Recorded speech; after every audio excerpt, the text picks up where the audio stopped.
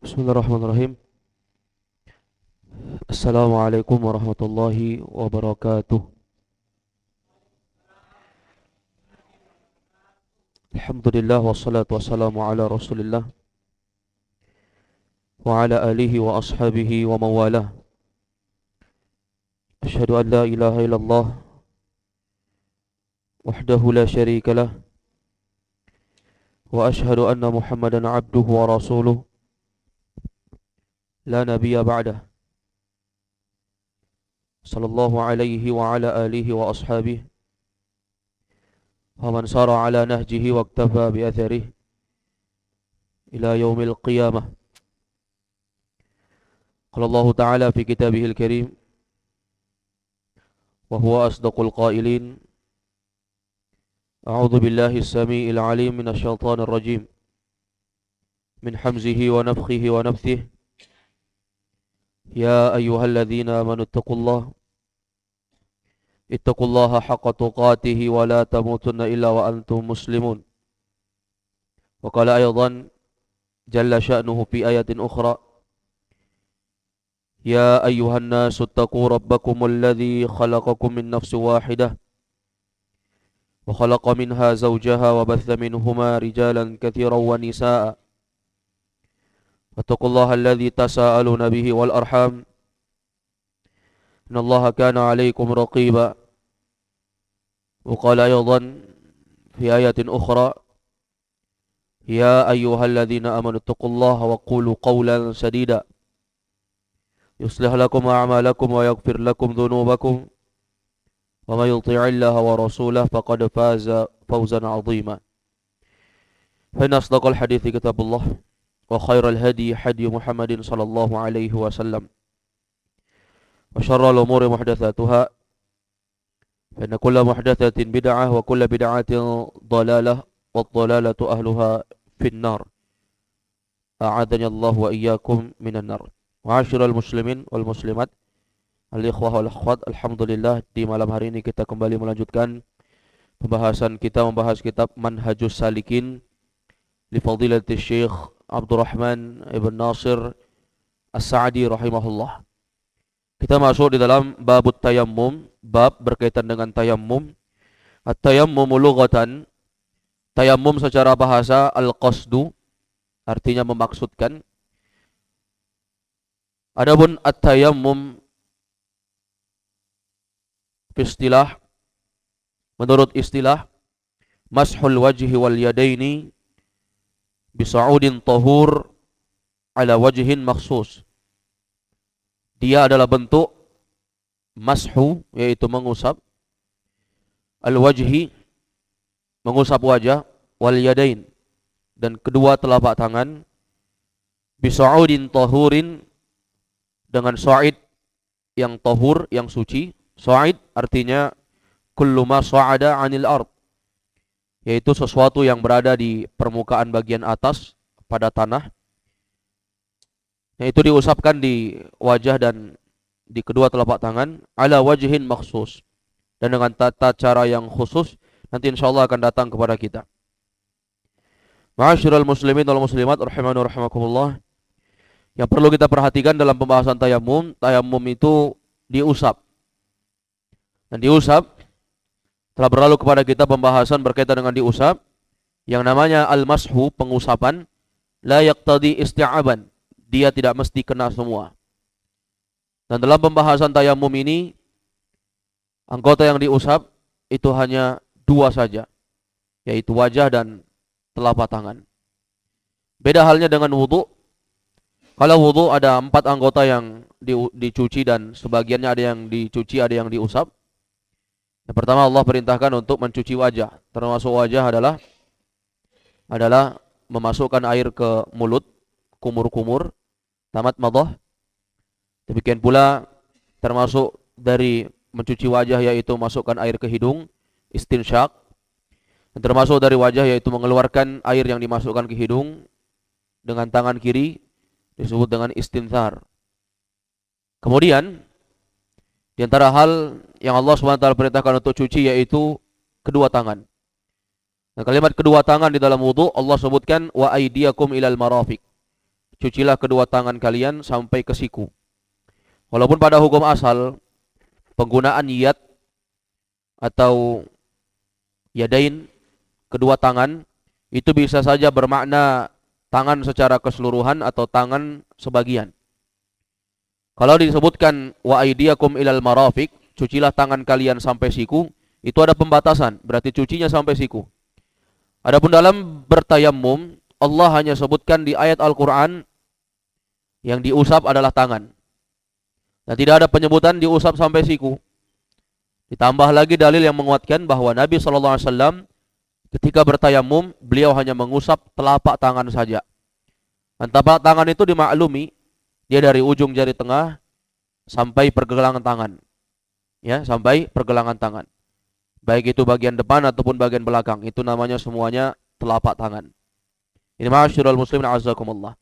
Nah, dalam pembahasan yang berkaitan dengan hukum-hukum Allah Azza wa Jal untuk para pencuri, Allah sebutkan dalam Al-Quran, was-sariqu was-sariqatu faqta'u aydiyahuma. Pencuri laki-laki dan pencuri perempuan, potonglah tangan keduanya. Allah tidak sebut potong sampai siku, potong sampai bahu. Tapi Allah sebut potonglah kedua tangan mereka. Laki-laki dan perempuan yang mencuri, potonglah tangan keduanya. Nah, di sini Nabi SAW telah menyebutkan bahwa tangan di situ adalah telapak tangan. Makanya dalam permasalahan potong tangan untuk pencuri, nah ini hukum untuk sesuatu yang ditetapkan dan ditegakkan oleh penguasa yang berkuasa di sebuah negara. Bukan setiap orang yang melihat pencuri dia potong tangannya, tidak. Tapi itu hukum yang ditetapkan oleh pemerintah. Maka memotong di situ bukan memotong tangan keseluruhan, tapi yang dipotong adalah telapak tangan saja, sebagaimana yang dimaklumi dari hadis-hadis Nabi Sallallahu Alaihi Wasallam. Jadi kalau dia babnya berwudu, memang diperintahkan untuk mencuci sampai siku, karena Allah perintahkan, faghsilu wujuhakum, cuci wajah kalian, wa aydiyakum ilal marafiq, dan cuci tangan sampai siku. Yang ketiga yang Allah perintahkan dalam wudu, wamsahu bi ru'usikum, usaplah kepala kalian. Termasuk mengusap kepala, yaitu mengusap kedua telinga. Nabi SAW bersabda di dalam hadis yang sah dari Nabi SAW, Nabi mengatakan, al-udhunani minar ra'si. Dua telinga itu termasuk dari kepala. Jadi ketika kepala diusap, telinga sekaligus diusap. Bada'a bi muqaddami ra'sihi hatta dhahaba ila qafah. Nabi memulai dari tempat tumbuhnya rambut, diusap sampai ke tengkuk. Thumma raddahuma, kemudian mengembalikan kedua telapak tangannya ilal makanil ladzi bada'a minhu, ke tempat yang Nabi memulai tadi, ke belakang sampai ke tengkuk, dikembalikan ke tempat asal mengusap. Kemudian memasukkan jari telunjuk ke lubang telinga dan jempol mengusap daun telinga, dan mengusap itu satu kali saja. Mengusap dilakukan satu kali saja. Ini ma'asyiral muslimin azakumullah. Yang keempat dalam wudu yang diperintahkan adalah ya, faghsilu, cucilah arjulakum, kaki-kaki kalian, ilal ka'bain, sampai mata kaki. Dicuci sampai mata kaki. Adapun ayat yang menyebutkan tayammum, kenapa hanya dua anggota saja? Karena Allah menyebutkan demikian. Allah menyebutkan orang-orang yang mereka bertayammum, maka hendaknya mereka bertayammum dengan as-sa'id.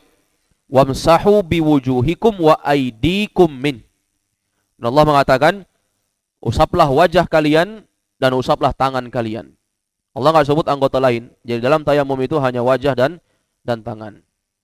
Nah, para ulama ma'asyiral muslimin azakumullah menafsirkan huruf waw di dalam ayat yang menyebutkan tentang tayammum, bahwa huruf waw laisa bima'na tertib. Dia bukan bermakna urutan. Jadi kalau Allah sebutkan usaplah wajah kalian dan tangan kalian, pada hukum asal kalau kita dapati huruf waw dalam bahasa Arab bima'na tertib, maknanya berurutan. Ja'a Muhammadun wa Zaidun. Telah datang Muhammad dan Zaid. Datang dulu Muhammad, datang si Zaid. Berurutan, Muhammad dulu, baru Zaid. Tapi itu makna asal. Dan tidak selamanya huruf waw itu bermakna tertib. Salah satunya ayat ini. Allah menyebutkan, usaplah wajah dan tangan kalian. Maka itu bukan urutan wajah dulu dan tangan dulu, enggak. Karena telah datang di dalam hadis-hadis yang sangat banyak, Rasulullah SAW memulai tayammum itu dengan tangan terlebih dahulu. Sementara di dalam ayat Allah sebutkan wajah dulu. Itu artinya ada keluasan. Bukan penetapan harus wajah dulu baru tangan, atau tangan dulu baru wajah. Kalau kita mengikuti ayat Al-Quran, wajah dulu baru tangan. Kalau mengikuti praktek yang diajarkan Nabi, tayamum itu diawali dengan tangan dulu, baru mengusap ke wajah. Baik. Ini ma'asyiral muslimin wal muslimat rahimani wa rahimakumullah. Pembahasan yang kita bahas malam hari ini, Syekh menyebutkan ada beberapa pembahasan di sini. Wa huwa naw'u tsani min at-taharah.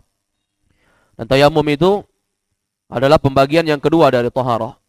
Nah, taharah yang asal itu dengan air.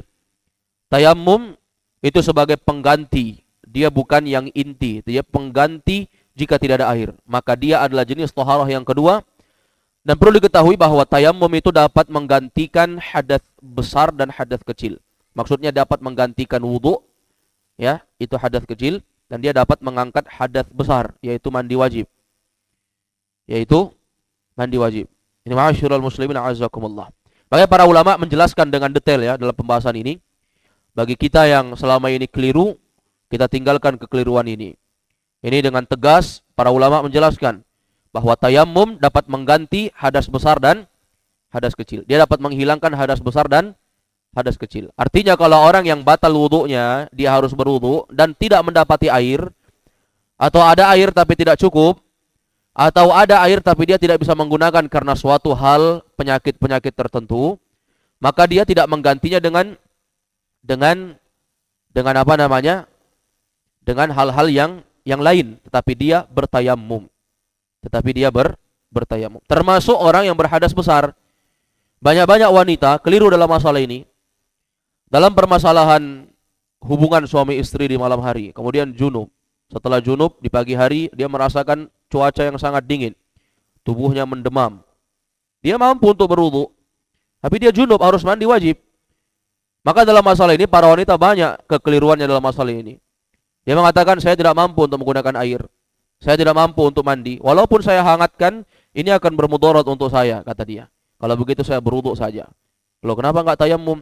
Kan saya mampu untuk berwudu. Ya saya berwudu saja. Mandi enggak mampu. Saya berwudu mampu. Ini keliru. Karena wudu tidak dapat menggantikan, menghilangkan dan mengangkat hadas besar. Dalam masalah ini, walaupun dia mampu untuk berwudu, yang dia laksanakan adalah tayamum. Sama halnya dengan orang yang mereka tidak mendapati air. Enggak ada air. Maka dia bertayamum. Atau ada air tapi hanya sedikit. Ini contoh nih ada air. Mungkin isinya 1/4 gelas. Itu kalau dipakai hanya kumur-kumur 1 kali saja. Habis. Ya kan? Atau misalnya bisa dipakai untuk kumur-kumur, istinsyak dan istinthar. Bisa dipakai untuk cuci wajah. Cukup sampai di situ. Setelah itu ketika mengusap kepala sudah tidak ada. Ketika mencuci tangan sudah tidak ada. Ketika mencuci kaki sudah tidak ada. Artinya hanya sebagian anggota saja yang bisa dicuci.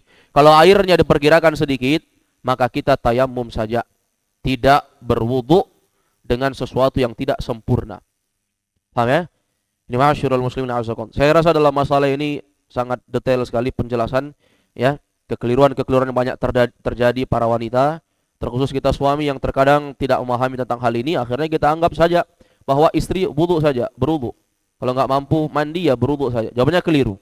Karena wudu tidak dapat menggantikan dan mengangkat hadas besar seperti junub, tapi tayamum dapat menggantikan. Sebagaimana nanti akan datang hadis-hadis yang tegas dalam masalah ini. Ada salah seorang sahabat Nabi yang mereka diantaranya junub. Kemudian Nabi memerintahkan untuk bertayamum. Alaika bis-sa'id fa innahu yakfik. Hendaknya engkau bertayamum saja, sesungguhnya itu sudah cukup untukmu. Kata Syekh Abdurrahman bin Nasir As-Sa'di, wa huwa badalun 'anil ma'i idza ta'adzdzara isti'malul ma'i li'a'dha'i taharati aw ba'daha li'adamihi aw khawfi dhararin bi isti'malihi. Kata Syekh rahimahullah, dan tayamum itu adalah badal. Badal itu artinya pengganti, 'anil ma', pengganti dari air. Yang namanya pengganti itu berarti alternatif cadangan. Jika tidak ada air, barulah seorang bertayamum. Kapan dia boleh bertayamum? Idza ta'adzdzara isti'malul ma', apabila dia berudzur. Idza ta'adzdzara, apabila dia berudzur. Berudzur artinya berhalangan. Apabila dia enggak memungkinkan untuk bersuci dengan air, li'a'dha'it taharah, untuk mencuci anggota-anggota yang harus dibersihkan, disucikan. Enggak bisa, berudzur dia. Ya. Au ba'daha, atau sebagiannya enggak bisa. Kadang kan nggak bisa kena air, totalitas semua, kadang hanya sebagian saja nggak kena air.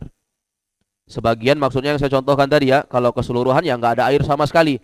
Tapi kalau sebagian, maksudnya yang saya contohkan di awal tadi, dia hanya punya air dalam jumlah yang sedikit, hanya bisa mencuci beberapa anggota saja. Anggota yang lainnya mau diapain ini? Nggak cukup airnya. Maka kalau seperti ini, dia jangan sama sekali berwudu, tayamum saja. Karena itu dianggap dia berudzur. Au khaufi dhararin biisti'malihi, atau ada orang yang khawatir untuk menggunakan air. Khawatir untuk menggunakan air. Ini contoh kasus yang saya jelaskan tadi, wanita yang dia junub di malam hari, kemudian demam di subuh hari dan tidak bisa untuk mandi, maka dalam masalah yang seperti ini hendaknya dia bertayamum, bukan berwudu. Ingat ya, dia bertayamum. Itulah tuntunan dari Nabi, bukan dengan akal-akalan. Alasannya apa? Karena tayamum dapat mengangkat hadas besar, wudu tidak dapat mengangkat hadas besar, dia hanya mengangkat hadas kecil saja. Baik, ma'asyiral muslimin a'azzakumullah. Dalil yang menjelaskan bahwa tayamum itu adalah pengganti dari air adalah firman Allah dalam surah Al-Maidah ayat yang ke-6. Allah berfirman, "Falam tajidu ma'an fatayammamu." Kalau kalian tidak mendapati air, bertayamumlah kalian.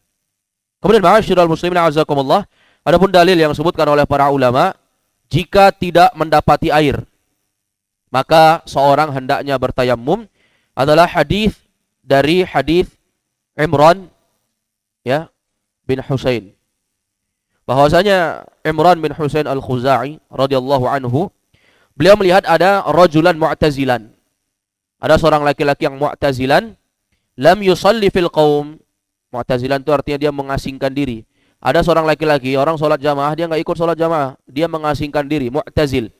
Kelompok sesat yang disebut dengan Mu'tazilah, ya, karena pencetusnya, pentolannya Wasil bin Atha memisahkan diri dari Al-Hasan Al-Basri. Maka penamaan Mu'tazilah itu artinya orang yang mengasingkan diri, beda sendiri dari orang. Jadi suatu ketika, kata Imran bin Husain Al-Khuzai radhiyallahu anhu, ada laki-laki, seorang laki-laki ya, lam yusalli fil qaum. Orang sholat, dia nggak ikut sholat. Padahal jelas-jelas ada orang sholat. Lam yusalli fil qaum, dia nggak sholat.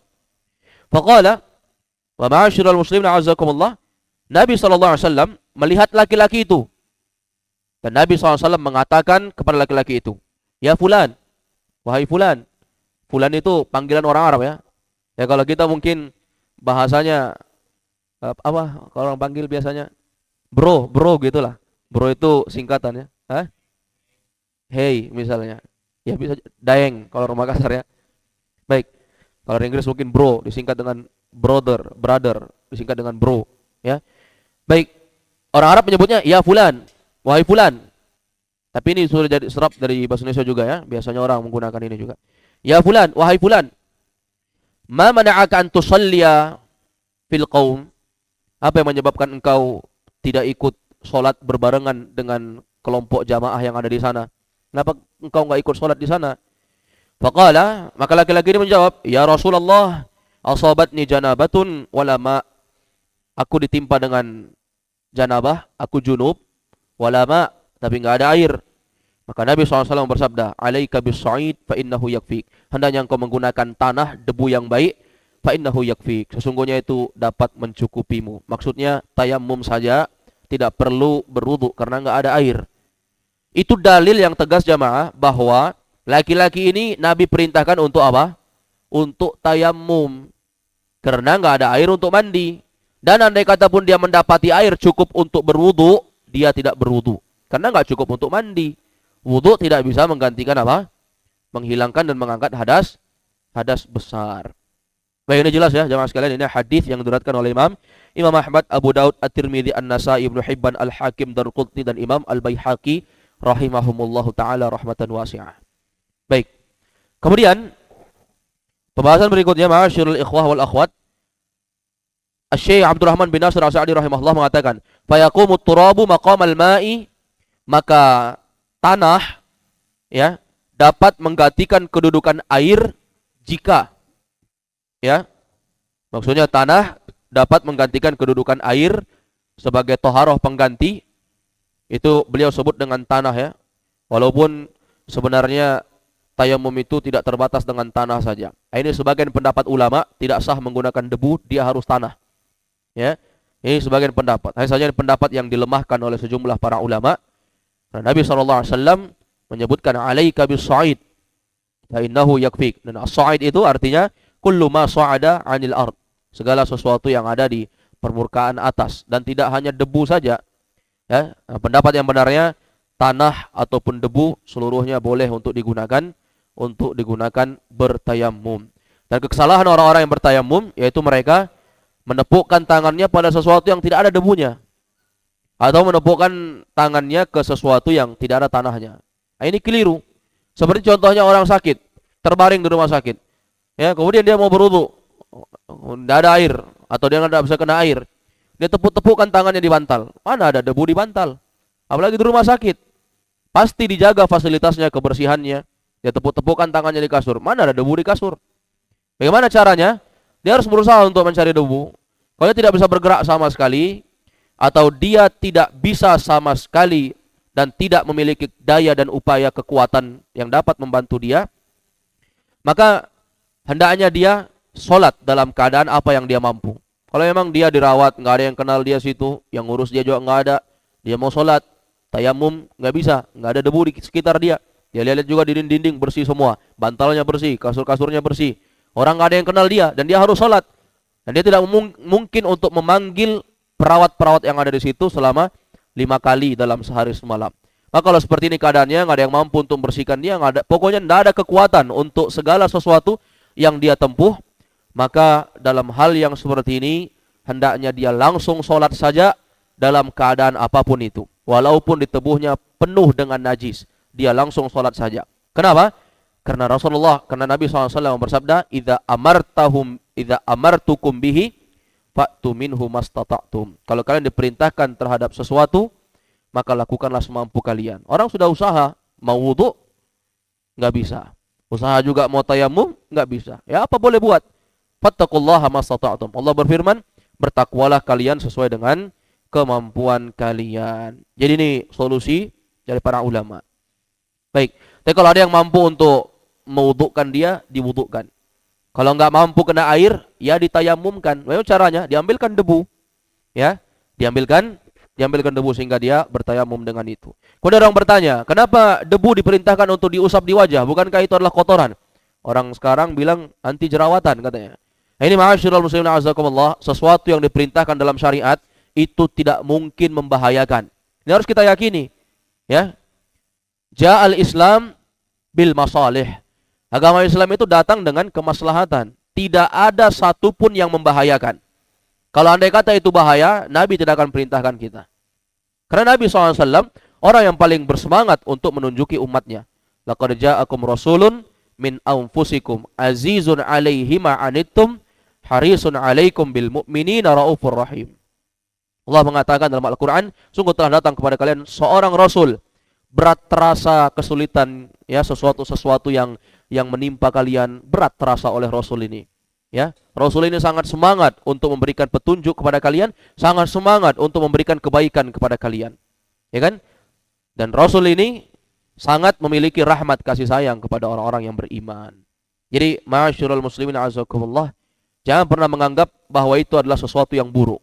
Kalau itu perintah syariat, sami'na wa ata'na. Kita dengar dan kita taat. I'malu, amalkan segalanya, walaupun itu sesuatu yang tidak masuk di dalam akal kita. Termasuk di dalamnya syariat fitrah, yaitu natful ibti, mencabut bulu ketiak. Sebagian orang menganggap itu sesuatu yang membahayakan. Oh bahaya, jangan dicabut, nanti iritasi, nanti ini dan itu. Itu berbahaya menurut sebagian orang.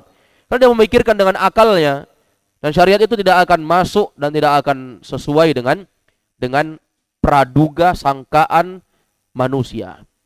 Dan andai kata itu berbahaya, Nabi SAW tidak akan perintahkan kita. Coba lihat, ketika Nabi menyebutkan sunnah-sunnah fitrah, ketika kumis diperintahkan dengan qassus syarib, pendekkan kumis dengan alat-alat potong. Demikian pula ketika mencukur bulu kemaluan, Nabi SAW memerintahkan mencukur dengan benda-benda tajam. Tapi ketika bulu ketiak, Nabi tidak perintahkan untuk mencukur dengan benda-benda tajam. Tapi Nabi mengatakan natful ibti. Natfu itu artinya mencabut. Nah, mencabut itu bukan dengan benda tajam. dia mencabut.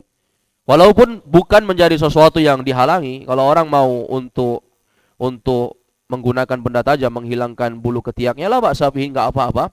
Tapi pada hukum asalnya Nabi mengatakan mencabut. Jadi jangan ada yang mengatakan oh bahaya ini dicabut. Kalau ada anggapan seperti itu berarti dia telah menentang syariat secara zahir dengan ucapan yang telah dia sebutkan. Demikian pula tentang permasalahan ini ya, jangan mengatakan oh tayamum dengan debu, ya. Betapa kotornya agama Islam. Sampai datang orang-orang orientalis, orang-orang ateis yang ingin menghancurkan agama Islam, ya, menghancurkan pola pikir kaum muslimin. Kalau bukan kita yang mempertahankan syariat ini, siapa lagi? Ya. Dan sampai orang-orang mengolok-olok agama Islam dikarenakan kebodohan kita sendiri dalam masalah agama kita. Seorang beragama Islam itu dia harus yakin, berprinsip bahwa agama Islam itu datang dari Allah dan Rasul. Seluruh syariatnya adalah sesuatu yang baik. Allah menginginkan kebaikan dan tidak menginginkan kesulitan untuk para hamba. Ada hikmah tertentu dalam masalah debu, dalam masalah tanah dipakai untuk bersuci. Termasuk di dalamnya ma'asyiral muslimin azakumullah dalam kasus penghilangan najis anjing. Penghilangan najis anjing, Nabi SAW bersabda dalam hadis, "Idza walagal kalbu fil ina'i ahadikum faghsiluhu sab'an ulahunna biturab." Apabila seekor anjing menjilat bejana salah seorang di antara kalian, ada ember kita di luar, kita gunakan tampung air hujan, tiba-tiba kita lupa untuk ambil, hujan sudah berhenti. Anjing berkeliaran, dia jilat-jilat air di situ. Maka Nabi mengatakan, "Faghsiluhu sab'an." Cucilah 7 kali. Ulahunna biturab. Cucilah cucian pertama dengan tanah. Sebagian kita menganggap tidak perlu dengan tanah. Kita cukup menggantinya dengan sabun. Maka ma'asyiral muslimin azakumullah, tanah itu dipersyaratkan harus ada. Kalau mau pakai sabun silahkan tambah. Tetapi cucian pakai tanah itu harus ada. Jangan pernah mengakali, bukankah kalau dikasih tanah tambah kotor embernya? Bukankah dikasih ini dan itu tambah kotor? Dan ini dan itu. Praduga, sangkaan, seluruhnya itu tidak akan masuk dalam syariat. Tidak akan masuk dalam akal kita, ketentuan yang telah Allah tetapkan dalam syariat. Jadi apa yang kita dengarkan dari ayat-ayat Al-Quran, dari hadis Nabi, orang beriman itu hatinya bersih. Sami'na wa ata'na, kami dengar, kami taat, tanpa protes, tanpa bertanya. Karena segala sesuatu ada hikmah. Dan kadang hikmah itu Allah tampakkan kepada manusia. Kadang hikmah itu hanya rahasia Allah SWT dan tidak dikabarkan kepada para hamba. Hatta kadang para nabi pun tidak tahu apa hikmahnya, tapi mereka mengamalkan. Nah, para sahabat, orang yang paling lurus hatinya, tidak pernah ada protes-protes. Tidak pernah ada protes. Demikian pula hal-hal yang lainnya. Baik, ini ma'asyiral muslimin wal muslimat rahimani wa rahimakumullah ta'ala jami'an. Kemudian kata beliau, dan ya, tanah itu dapat menggantikan air selama memenuhi beberapa syarat. Ini akan kita bahas. Kata beliau, yang pertama, yanwi raf'a ma alaihi minal ahdath. Yang pertama, niat untuk mengangkat hadas. Yang pertama ya, tata cara tayamum sekarang ini. Kita masuk dalam pembahasan kaifiyat bagaimana cara bertayamum. Jadi kaifiyat yang pertama yaitu niat. Niatnya sama sebagaimana kita berwudu. Orang niat berwudu itu untuk menghilangkan hadas, maka tayamum juga untuk menghilangkan hadas. Harus ada niat seperti itu. Kenapa? Karena Nabi SAW bersabda dalam hadis yang diriwayatkan oleh Imam Al-Bukhari dan Muslim dari sahabat Umar bin Khattab radhiyallahu an, Rasulullah SAW bersabda, kata Nabi, innamal a'malu binniyat. Semua amal itu harus pakai niat. Wa innamal likulli imri'in ma nawa. Seorang akan dapatkan sesuatu yang dia peroleh sesuai dengan apa yang dia niatkan. Sesuai dengan apa yang dia niatkan. Kemudian ma'asyiral ikhwan azakumullah, yang kedua, tsumma yaqulu bismillah. Setelah dia berniat untuk mengangkat hadas, sebelum dia bertayamum, dia ucapkan bismillah. Dan pengucapan bismillah ini silang pendapat di kalangan para ulama. Sebagian ulama mengatakan itu tidak dianjurkan. Kenapa? Karena tayamum berbeda dengan berwudu. Ketika Nabi bertayamum, Nabi tidak ajarkan untuk ucapkan bismillah. Tapi Syekh Abdurrahman bin Nasr As-Sa'di mengatakan di sini, di antara kaifiyat tayamum setelah niat, ucapkan bismillah. Apa dalil beliau? Dalil beliau adalah qiyas dalam permasalahan wudu. Wudu itu adalah sesuatu yang harus dengan air. Ketika tidak ada air, orang kan bertayamum. Artinya tayamum ini pengganti dari wudu. Maka kalau wudu kita dianjurkan untuk baca bismillah sebelum memulai mencuci anggota-anggota wudu, maka dikiaskan pula sebagai penggantinya tayamum. Harus baca bismillah pula. Tapi itu hanya dalil kias. Yang benarnya ma'asyiral muslimin azakumullah, tidak ada tuntunan untuk seorang membaca bismillah. Tapi ini menjadi sesuatu yang hendaknya kita berlapang dada jika kita mendapati ada para asatizah, para ustadz, atau kita mendapati di buku-buku pelajaran-pelajaran diajarkan kaifiyat tayamum untuk baca bismillah, maka dalilnya adalah mengkiaskan, mencocok logikan, menyamakan dengan permasalahan wudu. Permasalahan wudu. Tapi pendapat yang benar di tengah-tengah mayoritas ulama bahwa tayamum itu tidak ada anjuran untuk mengucapkan bismillah. Karena Nabi SAW mengajarkan beberapa cara untuk para sahabat ketika bertayamum. Tidak ada sama sekali syariat dan anjuran tuntunan dari Nabi untuk baca bismillah. Yang ketiga, kata beliau, thumma yadribut turaba biyadaihi marratan wahidatan. Kemudian setelah itu, setelah dia niat dan dia baca bismillah, kalau kita kuatkan pendapat itu, kalau tidak ya langsung saja, maka dia memukulkan dua telapak tangannya ke tempat yang ada tanahnya atau debunya sebanyak 1 kali. Nah, itu tanah yang kering ya, debu yang kering, jangan debu yang basah, yang becek-becek. Itu nanti dibayangkan saja seperti apa jadinya. Tentunya kotor kan. Nah, ini yang kering. Sesuatu yang kering, bukan yang basah. Bukan yang basah. Maka dibersihkan wajah dan telapak tangan itu dengan pukulan. Dan pukulan disebut dengan marratan wahidah. 1 kali tepukan saja. Saya praktekkan. Misalnya di bawah saya ini adalah debu atau tanah. Maka kita pukulkan 1 kali tepukan. Dan itu cukup 1 kali saja. Apa dalilnya? Dalilnya adalah sabda Nabi SAW. Sebagaimana ya yang disebutkan oleh para ulama. Di dalam hadis yang diriwayatkan oleh Imam Muslim. Dari hadis Ammar radhiyallahu anhu. Bahwa Nabi SAW mengajarkan sahabat ini. Dan sahabat ini junub. Ya, sahabat ini junub. Dan dia tidak mendapati air. Maka Nabi mengajarkan tata cara tayamum kepada dia. Nabi mengajarkan. Kata Nabi SAW kepada Ammar. Innama kana yakfika antakula biyadaika hakada. Sesungguhnya engkau cukup memposisikan tanganmu seperti ini. Dipraktekkan sama Nabi. Thumma daraba biyadaihil ard. Maka Nabi memukulkan 2 telapak tangannya ke tanah. Darbatan wahidatan. Dipukulkan hanya 1 kali saja. Jadi Nabi mengajarkan kepada sahabat Ammar radhiyallahu anhu hanya pukulkan 1 kali saja ke tempat yang ada debu atau tanahnya. Thumma masaha shimal alal yamin. Setelah itu Nabi mengusapkan tangan kiri ke tangan kanan. Paham ini? Tepukkan 1 kali, setelah itu Nabi mengusapkan ashimal alal yamin. Mengusapkan telapak tangan kiri ke telapak tangan kanan. Dari pergelangan tangan sampai ke ujung jari 1 kali. Kemudian setelah itu ya wa dhahira kaffaihi wa wajhahu ya, dan setelah itu diusap yang sebelahnya lagi. Setelah itu Nabi SAW mengusapkan ke wajahnya. Jadi tepukkan 1 kali, usapkan kiri ke punggung tangan kanan, kanan punggung tangan kiri, dan telapaknya nggak perlu lagi. Kenapa? Kan sudah ditepukkan tadi. Sudah kena debu kan? Ada ditepukkan nggak kena debu. Bagaimana caranya mau diusap di sini kalau di sini saya nggak kena? Pasti di sini sudah terkena dua-duanya karena dia ditepukkan, baru diusapkan 1 kali, kemudian wajah. Ini dalil yang sangat tegas. Yang pertama, tepukan tangan 1 kali saja. Yang kedua, ini adalah dalil yang sangat tegas bahwa Nabi SAW hanya menepukkan bahwa Nabi SAW ketika mengusap, beliau memulai dengan tangan, kemudian wajah. Mengusap tangan, kemudian wajah. Jadi itu bukan urutan jamaah, harus wajah dulu. Dua-duanya boleh. Dalam perkara ini adalah perkara yang sangat luas di tengah-tengah para ulama. Ini hadis dalam Sahih Muslim. Kemudian ma'asyiral muslimin azakumullah, disebutkan oleh Syekh Abdul Rahman bin Nasir As-Sa'di rahimahullah, fa in daraba marrataini fala ba'sa. Kalau dia pukulkan 2 kali enggak apa-apa. Tapi ada dalil yang menyebutkan bahwa Nabi menepukkan 2 kali tepukan, 1, 2.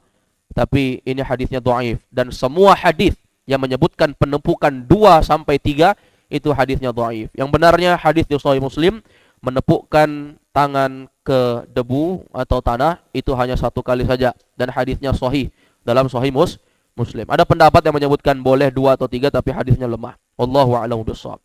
Kalau Allah berfirman, falam tajidu ma'an fatayammamu sa'idan thayyiban famsahu biwujuhikum wa aydikum min ma yuridullahu liyaj'ala 'alaikum min haraj walakin yuridu liyutahhirakum bih wa liyutimma ni'matahu 'alaikum la'allakum tashkurun. Nah, Allah sebutkan dalam surah Al-Maidah ya, falam tajidu ma'an. Kalau kalian enggak dapati air, fatayammamu sa'idan thayyiba, maka bertayamumlah dengan debu atau tanah yang baik. Wamsahu biwujuhikum, usaplah wajah kalian, wa aydikum min, dan tangan kalian dengan debu tersebut. Dan Allah sebutkan hikmah untuk tayamum. Allah sebutkan hikmahnya, hikmah tayamum. Ma yuridullahu liyaj'ala 'alaikum min haraj. Allah tidak menginginkan kalian itu susah. Walaki yuridu liyutahhirakum bih. Tapi Allah ingin agar kalian itu suci. Waliyutimma ni'matahu 'alaikum. Dan agar Allah menyempurnakan nikmatnya kepada kalian, la'allakum tashkurun. Semoga kalian bersyukur. Jadi hikmah dari tayamum itu adalah agar Allah memudahkan dan memberikan kemudahan kepada kita, tidak menginginkan kesulitan. Kemudian dalil dari hadis an Jabir anna Nabiy sallallahu alaihi wasallam annahu qala. Dari hadis Jabir bin Abdullah radhiyallahu an dalam riwayat Imam Al-Bukhari, Imam Muslim, Nabi sallallahu alaihi wasallam bersabda, "U'titu khamsan lam yu'tahunna ahadun minal anbiya'i qabli." Ada 5 perkara yang Allah berikan kepadaku, tapi Allah tidak berikan kepada nabi-nabi sebelumku. Ada 5 kelebihan Rasulullah SAW yang nabi sebelumnya enggak punya. Dan 5 ini bukan pembatasan ya. Penyebutan angka dalam hadis-hadis itu bukan pembatasan. Itu hanya penyebutan saja, bukan pembatasan. Baik. Kata Nabi SAW, yang pertama kelebihan Nabi itu, nusirtu birru'bi masirata syahrin. Aku diberikan pertolongan oleh Allah, yaitu dengan rasa takut musuh. Aku punya kelebihan, Allah berikan dengan rasa takut musuh. Rasa takut musuh muncul padahal aku belum ada di hadapan mereka. Dan rasa takut itu muncul membuat mereka gentar padahal masih jauh, yaitu jarak perjalanan selama 1 bulan. Apa maksudnya? Maksudnya Nabi itu punya kelebihan. Kalau diumumkan mau perang, 1 bulan perjalanan, jarak 1 bulan perjalanan, musuh sudah gentar. Itu kelebihan Nabi SAW. Kalau 1 bulan perjalanan itu dari mana ke mana? Nah, ya wallahu alam naik apa dulu, ya kan? Naik apa dulu? Kalau misalnya jalan kaki ya hitung saja. Yang penting perjalanan 1 bulan, diumumkan mau perang, musuh sudah gentar. Ini kelebihan Nabi SAW. Dan tidak diberikan kepada Nabi sebelumnya. Nabi-nabi sebelumnya banyak yang berperang. Ya, Nabi Yusha bin Nun, Nabi Musa alaihissalam yang melakukan peperangan-peperangan kepada Firaun dan bala tentaranya. Tapi semua itu tidak ada kegentaran. Justru Nabi Musa merasakan ketakutan saat berperang dengan Firaun dan bala tentaranya. Makanya turun ayat, la takhafa, jangan takut. Innani ma'akuma, aku sama kalian, kata Allah. Asma'u wa ara, aku dengar dan aku lihat. Baik, ini kelebihan Nabi yang pertama. Yang kedua, waju'ilat liyal ardu masjidan wa tahura. Aku diberikan kelebihan oleh Allah, yaitu semua yang ada di bumi ini bisa dijadikan masjid. Semua tempat yang ada di bumi ini bisa dijadikan masjid, wa tahuron, dan semua tanahnya suci. Itu kelebihan jamaah. Makanya disebutkan bahwasanya ini menjadi dalil tayamum, yaitu apa? Kalimat tahuron. Itu boleh dipakai untuk bersuci. Tanah boleh dipakai untuk bersuci. Fa ayyuma rajulin adrakathu sholatu falyusalli. Maka barang siapa di antara kalian yang mendapati waktu sholat, jangan tunda-tunda. Sholat dimanapun itu. Kita di ladang, di kebun, masuk waktu sholat situ. Kita di mana? Kita di dalam hutan, nggak ada manusia, masuk waktu sholat di situ. Dimanapun, kecuali tempat-tempat yang memang diharamkan. Nanti akan datang dalam pembahasan sholat berkaitan dengan tempat-tempat yang diharamkan untuk sholat di situ. Salah satunya diantaranya adalah kuburan. Demikian pula diantaranya adalah kamar mandi atau tempat yang ada najisnya dan seterusnya. Nanti akan ada babnya. Tapi selain dari itu, semuanya boleh dijadikan tempat sholat. Di rumah sakit, istri kita dirawat, dia tidur di tempat tidur, lantainya apakah boleh untuk sholat? Sholat situ. Ya, kalau ada musolanya, sholat di musola. Kalau nggak ada dan nggak memungkinkan untuk kita tinggalkan, kita harus menjaga, sholat di situ. Dimanapun itu. Baik, ini kelebihan yang kedua. Yang ketiga, wa uhillat liyal maghanim, wa uhillat liyal ghanaim. Dihalalkan kepadaku ghanimah. Ghanimah itu harta rampasan perang, halal. Zaman dulu, sebelum syariat Nabi Muhammad, orang kalau dapat harta rampasan perang, itu dikumpul sampai menggunung, dibakar, musnah. Tapi zamannya Nabi Muhammad, diberi kelebihan oleh Allah. Setiap harta rampasan perang, kalau kalian menang, kalian dapat harta rampasan perang, ambil, bagi. Dan dalam bab pembahasan-pembahasan jihad, ini dibahas. Kemana harta ghanimah diberikan, siapa yang berhak untuk mendapatkan, kemana ini diserahkan. Ini dibahas oleh para ulama. Kemudian yang keempat, walam tahilla li ahadin qabli, apa namanya? Kata beliau, uhillat liyal ghanaim walam tahilla li ahadin qabli. Dihalalkan untukku mengkonsumsi, mengambil ghanimah, harta rampasan perang, padahal sebelumku tidak ada yang mendapatkan itu. Yang keempat yaitu wa'utitu syafa'ah. Aku diberikan syafaat. Jadi kelebihan Nabi SAW dan syafaat Rasulullah itu adalah syafaatul uzma. Syafaat yang dimaksudkan dalam hadis ini adalah syafaat uzma. Syafaat uzma itu adalah syafaat yang Nabi SAW berikan kepada makhluk. Yang Nabi berikan kepada makhluk, nah itu tentunya di hari kiamat. Ketika manusia berkumpul di padang mahsyar, itu semua diberikan syafaat agar ya hisab disegerakan oleh Allah Subhanahu wa taala. Kemudian yang terakhir kelebihan Nabi SAW, wa kana Nabi SAW yub'atsu ila qaumihi khassah wa bu'itsu ila an-nasi 'ammah. Adapun para nabi sebelumku, mereka diutus kepada umatnya secara khusus. Jadi Nabi Musa hanya diutus kepada umatnya secara khusus. Nabi Ibrahim hanya diutus kepada umatnya secara khusus. Nabi Nuh hanya diutus kepada umatnya secara khusus. Tapi Nabi Muhammad bu'itsu ila an-nasi 'ammah. Kata Nabi Muhammad, aku diutus kepada manusia semuanya. Semua manusia Rasulnya adalah Muhammad, termasuk Nabi Isa yang Allah angkat ke atas langit. Kemudian ketika beliau turun ke bumi, kemudian dia membunuh Dajjal, wa yaksirus salib, mematahkan salib-salib, wa yaqtulul khinzir, membunuh seluruh babi-babi. Maka Nabi Isa hidup di dunia setelah itu, dan beliau ikuti syariat Nabi Muhammad SAW, termasuk dalamnya salat 5 waktu. Baik, wallahu alam. Insyaallah dalam pembahasan berikutnya kita akan bahas hal-hal yang tidak boleh dilakukan bagi orang yang berhadas kecil. Ada orang yang berhadas kecil, apa-apa saja yang tidak boleh bagi mereka, nanti akan dibahas. Ma'asyiral ikhwa wal akhwat rahimani wa rahimakumullah. Tafi bihadzal qadar. Wa sallallahu wasallam ala Muhammad wa ala alihi wa sahbihi wasallam. Subhanakallahumma wa bihamdik, asyhadu an la ilaha illa anta astaghfiruka wa atubu ilaik. Walhamdulillahirabbil alamin. Para jamaah yang bertanya, tafadhalu silakan. Ya, silakan Pak.